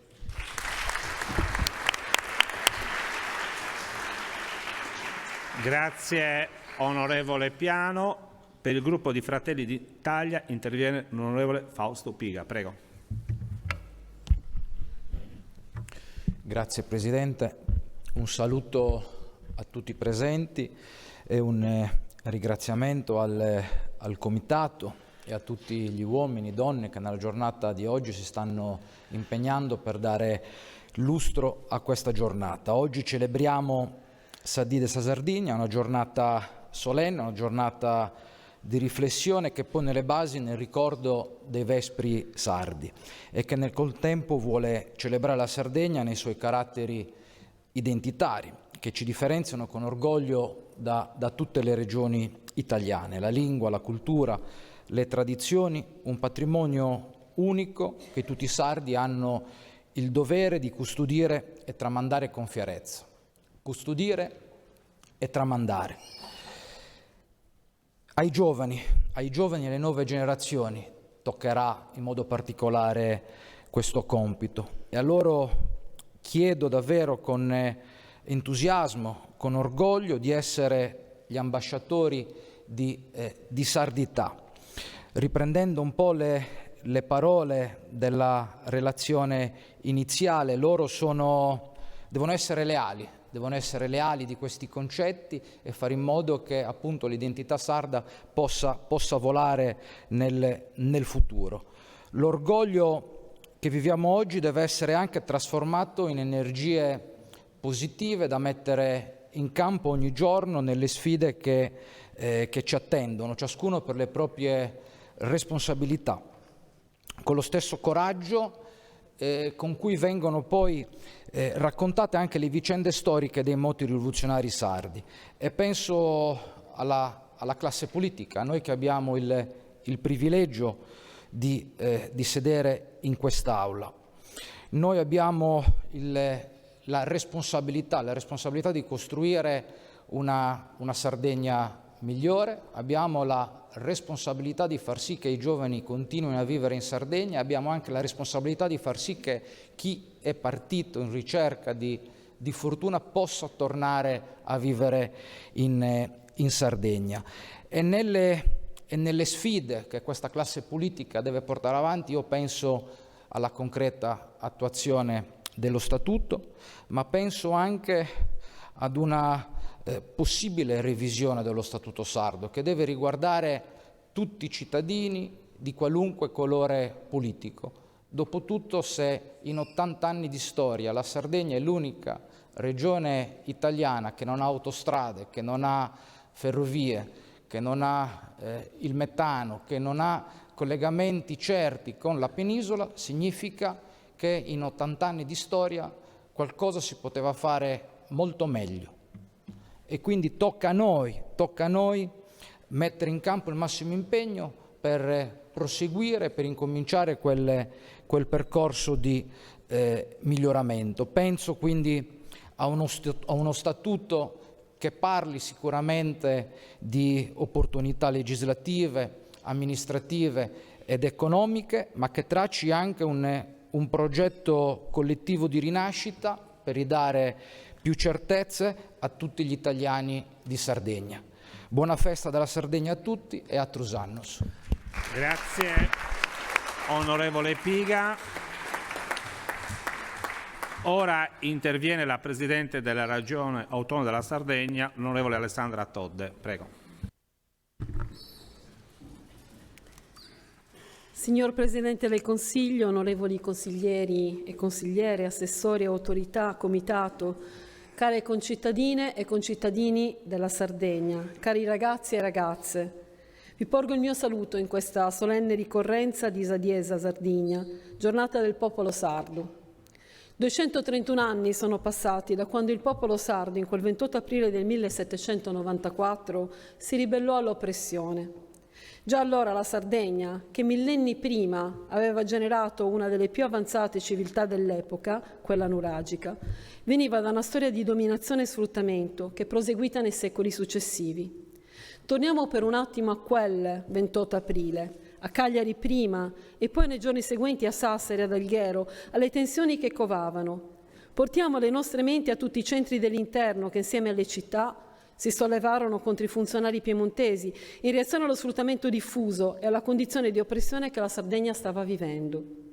Il 28 aprile fu una conseguenza della presa di coscienza delle proprie forze da parte del popolo sardo, dei vassalli delle campagne, dei ceti produttivi, dei professionisti delle città. Un processo iniziato un anno prima, quando i feudatari, i nobili delle campagne, chiamarono a raccolta i propri vassalli per organizzarli in milizie e contrastare così le truppe rivoluzionarie francesi che volevano tentare uno sbarco sull'isola. Fu in quel momento che i sardi, riuniti assieme contro un nemico comune, si resero conto che potevano contrastare chi li opprimeva a casa loro: i feudatari e il governo sabaudo.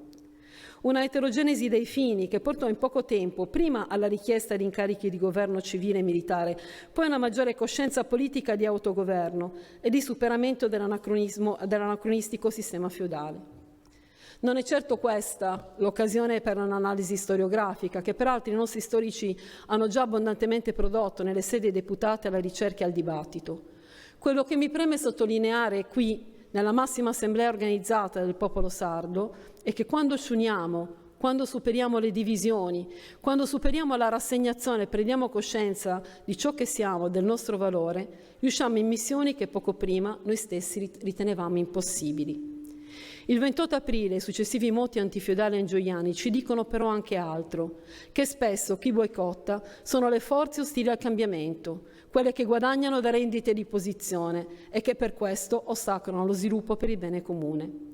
Anche allora, infatti, ci fu chi tradì la spinta al cambiamento e collaborò con l'oppressore per ristabilire lo status quo. I funzionari sabaudi tornarono infatti dopo poche settimane. E la restaurazione di un potere ancora più prevaricante portò alla fine, nel 1847, alla perdita completa dell'autonomia. La storia insegna ma non a scolari, disse uno dei nostri più insegni concittadini, Antonio Gramsci. Ebbene, noi oggi qui possiamo dimostrare di essere invece dei suoi ottimi alunni e imparare dalla storia, imparare da quegli errori. Sapere individuare quali sono le forze interne ed esterne ostili al cambiamento e allo sviluppo della Sardegna e contrastarle è la nostra missione attuale. Ed è su questo che vorrei chiamare a raccolta le migliori forze civili e politiche di quest'isola, per combattere una battaglia moderna, in difesa e per l'applicazione completa della nostra autonomia, per il futuro della Sardegna. È necessario ora più che mai unire le forze e ricordare come la reazione all'oppressore e alla tirannia, il richiamo al senso di giustizia come il valore più alto e come sprone per il coraggio e l'azione, siano temi che tornano nella nostra letteratura, nella nostra storia, nel pensiero delle nostre persone più illustri e come, applicati alla realtà attuale, siano temi da cui attingere e trarre ispirazione per cambiare le cose, per trasformare la nostra condizione e ridare dignità a un popolo che dignità merita di avere. L'oppressione perdurata per secoli è diventata sfruttamento, dipendenza economica. L'abbiamo giustificata con l'isolamento, l'abbiamo spesso subita e troppe volte l'abbiamo elaborata in rassegnazione. La peggiore delle condizioni, perché è la legittimazione della subordinazione e della dipendenza. Eppure ci basta guardare alla storia per trovare una certezza. La condizione di oppressione e di sfruttamento non è mai stata un limite alla forza delle idee. La condizione dei sardi non ha impedito che proprio qui, in Sardegna, siano nati alcuni tra i più sensibili, brillanti e sempre attuali pensatori uomini d'azione. Oggi voglio che ci soffermiamo insieme sulle varie forme in cui in questa nostra terra la reazione ha preso forma, da 1794 a oggi, sulle nostre tante die della Sardegna. Voglio ricordare con voi la forza di un giovane ufficiale della Brigata Sassari che ha saputo trasformare lo spirito di sacrificio di contadini soldati in aspirazione al diritto di essere rappresentati. Per dar loro voce ha fondato un partito su solidi basi antifasciste, le stesse basi che l'hanno prima costretta a un esilio di lotta con Carlo Rosselli, poi a dare un contributo decisivo alla Costituzione repubblicana e allo Statuto di autonomia della Sardegna. Quel giovane ufficiale si chiama Emilio Lusso, è di Armungia, il suo antifascismo militante universale. Voglio ricordare con voi l'elezione straordinaria di un ragazzino povero che è stato capace di produrre uno dei pensieri politici più originali del Novecento. Un pensiero ancora vivo oggi nelle università di tutto il mondo per la capacità generativa che le sue idee sono ancora in grado di sprigionare. Quel bambino si chiama Antonio Gramsci, è nato ad Ales e cresciuto a Ghilarza. Il suo pensiero è del mondo. E voglio ricordare ancora con voi l'incrollabile senso della giustizia di un ventenne che durante i moti del pane nel gennaio del 1944 pagò col carcere l'impegno e l'attivismo profusi per sfamare la sua gente. Quel ragazzo sarebbe diventato poi segretario del più grande partito comunista europeo, capace di porre il dialogo democratico e la moderazione al centro dell'esperienza politica italiana, di rigenerare il pensiero progressista europeo in chiave di autonomia e indipendenza da Mosca e di porre al centro del dibattito la questione morale, con parole che hanno ispirato generazioni di giovani ad impegnarsi per la cosa pubblica. Quel ragazzo sarebbe stato capace di dialogo concreto e leale con le sue controparti politiche, penso ad Aldo Moro, a Giorgio Almirante. Quel ragazzo si chiama Enrico Berlinguer e di Sassari la sua rettitudine e il suo pensiero sono patrimonio europeo. Tre grandi esempi, tre vite che ancora oggi sono capaci di trasmettere energia e voglia di impegnarsi per cambiare le cose. Ognuno di loro, a suo modo, ha tenuto viva la fiaccola accesa il 28 aprile 1794. Ognuno di loro ha creduto nella possibilità di emancipazione del popolo sardo, sia essa sociale, politica o culturale. Ognuno di loro ci ha insegnato a non rassegnarci, ma invece a guardare avanti con coraggio e speranza. Ed eccoci al presente, al nostro compito attuale. Cosa significa oggi, nel 2025, mantenere viva questa fiaccola, quel coraggio, quella voglia di reagire? Quale idea di Sardegna vogliamo costruire ispirati da questo grande passato ma con lo sguardo rivolto al futuro? Una Sardegna dell'emancipazione sociale, un'isola in cui nascere in una famiglia povera non significhi essere condannati ad avere meno opportunità, in cui ogni bambino e bambina possa studiare, crescere e costruirsi un futuro qui, senza dover andare via, se non per scelta. Una Sardegna dove il lavoro sia diritto garantito e sicuro, non un privilegio per pochi, dove le disuguaglianze tra città, paesi, tra costa e interno, tra uomini e donne vengano sanate da politiche giuste e lungimiranti. Emancipazione sociale significa anche combattere ogni forma di discriminazione, liberare le energie positive delle nostre comunità. Per quante volte ancora dobbiamo sentire e descrivere la Sardegna come stereotipo della retattrezza? Troppo spesso in passato i nostri giovani migliori hanno dovuto cercare fortuna altrove e interi paesi dell'interno si sono spopolati. Ebbene, noi diciamo basta a questo destino rassegnato. Vogliamo creare le condizioni perché chiunque voglia restare, tornare o venire in Sardegna lo possa fare con orgoglio, trovando un tessuto sociale vivo, fertile e solidale in cui realizzarsi. Questo è il senso più alto dell'autonomia, dare ai sardi gli strumenti per decidere ed agire sul proprio sviluppo. Non essere più gli ultimi in nulla. Una Sardegna dell'innovazione tecnologica, con coraggio nelle nuove tecnologie. Pensiamo alle opportunità del digitale. La rete internet annulla le distanze, permette alle imprese sarde di vendere nel mondo, ai professionisti di lavorare da qui per clienti globali, agli studenti di accedere al sapere universale. Sfruttando la straordinaria opportunità trasformativa dell'Einstein Telescope per sviluppare attrazione di investimenti e di talenti. È una Sardegna dalla modernità culturale. La nostra è una terra di cultura antica e viva, è la terra di Grazia Deledda, che da Nuoro seppe parlare al mondo intero meritando il premio Nobel. È la terra dei nuraghi, delle Domus Deianas, dei giganti, dove la nostra storia passata ancora incanta. È una terra dei tenores, delle launedas, tradizioni musicali che l'UNESCO ha riconosciuto patrimonio immateriale dell'umanità. Ma Sardegna culturale oggi vuol dire anche arte contemporanea, cinema, letteratura, nuove forme di espressione. I nostri giovani artisti vincono premi in Europa, i nostri registi portano scorci di Sardegna ai festival internazionali, i nostri musei e le nostre biblioteche innovano nei linguaggi e testimoniano una cultura di valore viva e tutta da valorizzare, conoscere, far conoscere. Modernità culturale significa saper coniugare l'orgoglio identitario con la mente aperta. Nessuno ama la Sardegna più di noi sardi, ma amare la nostra terra vuol dire farla dialogare col mondo, non chiuderla in se stessa. Penso alla valorizzazione della lingua sarda nelle sue numerosissime sfaccettature e non la penso come reliquia del passato, ma come ponte verso il futuro. Studiare e usare la lingua sarda rafforza la nostra identità e al tempo stesso ci rende unici nel panorama globale. Ci permette di resistere a quell'egemonia culturale che, tornando a Gramsci, è nemica della libertà. E sempre pensando alla modernità, penso anche alla cultura dell'inclusione. La Sardegna è stata terra di emigrazione, ma anche di accoglienza. Popoli diversi si sono incontrati qui, nei secoli, e noi vogliamo continuare ad essere una società aperta, dove chi viene da fuori si sente a casa e chi è nato qui non ha paura del diverso, del nuovo. Una Sardegna culturalmente moderna, che è una Sardegna che investe in scuole, teatri, in spazi di creazione, che porta la sua cultura in ogni paese e accoglie le culture di tutti i paesi, che incoraggia il dialogo tra generazioni, perché senza cultura non c'è futuro.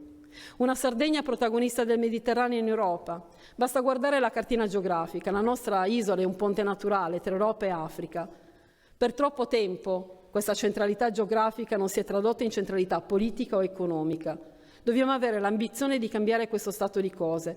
Essere centrali nel Mediterraneo significa fare della Sardegna un centro di dialogo tra i popoli di questo mare, un centro di incontro e cooperazione.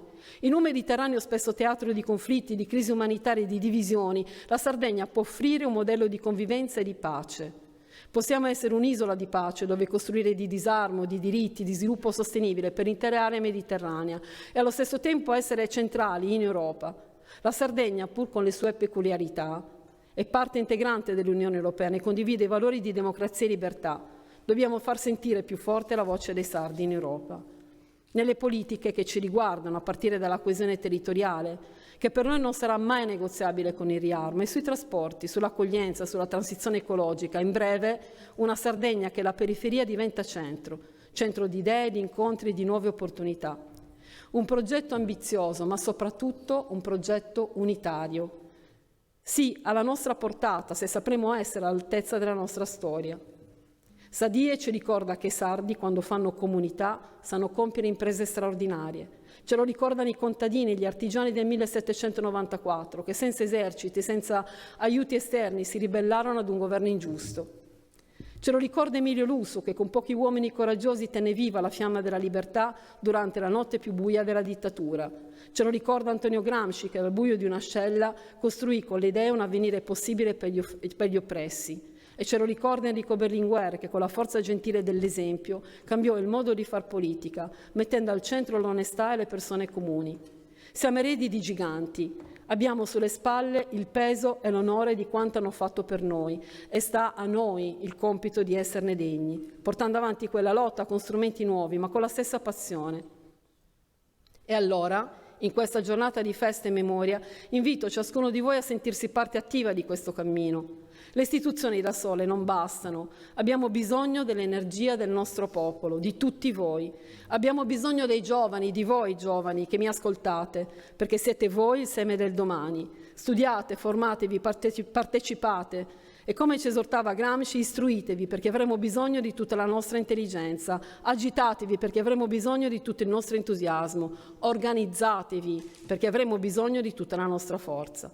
Abbiamo bisogno della forza e della saggezza degli anziani, memoria storica vivente delle nostre comunità. Abbiamo bisogno dell'impegno delle donne sarde, che da sempre sono colonne della nostra società e oggi più che mai contribuiscono con talento e competenze in ogni campo. Abbiamo bisogno degli imprenditori onesti, dei lavoratori instancabili, degli insegnanti appassionati, degli artisti, dei contadini, dei pastori, di tutti coloro che amano questa terra e ogni giorno, magari in silenzio, fanno il loro dovere e qualcosa di più per il bene comune. Un popolo per risollevarsi deve camminare unito, ce l'ha insegnato la storia, e io so che il popolo sardo sa essere unito nelle sfide cruciali. Insieme, con unità, orgoglio e speranza, possiamo davvero rendere la Sardegna ciò che può e deve essere, una terra prospera, giusta, innovativa e aperta, una terra il cui il fatto di essere un'isola in mezzo al mare non sia più un limite, ma una singolare ricchezza. E tanto, come in tesano passau, lo che rionare in Ugoresu. Buona die desa Sardegna a tottosu.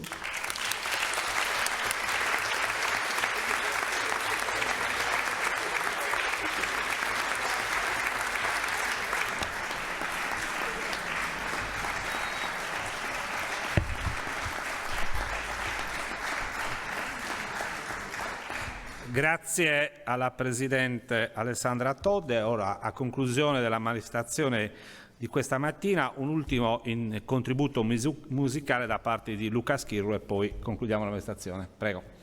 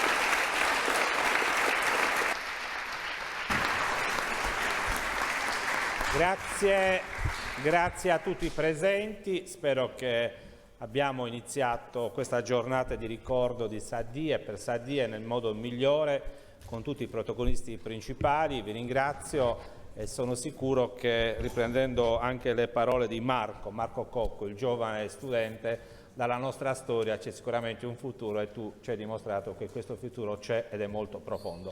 Grazie a tutti.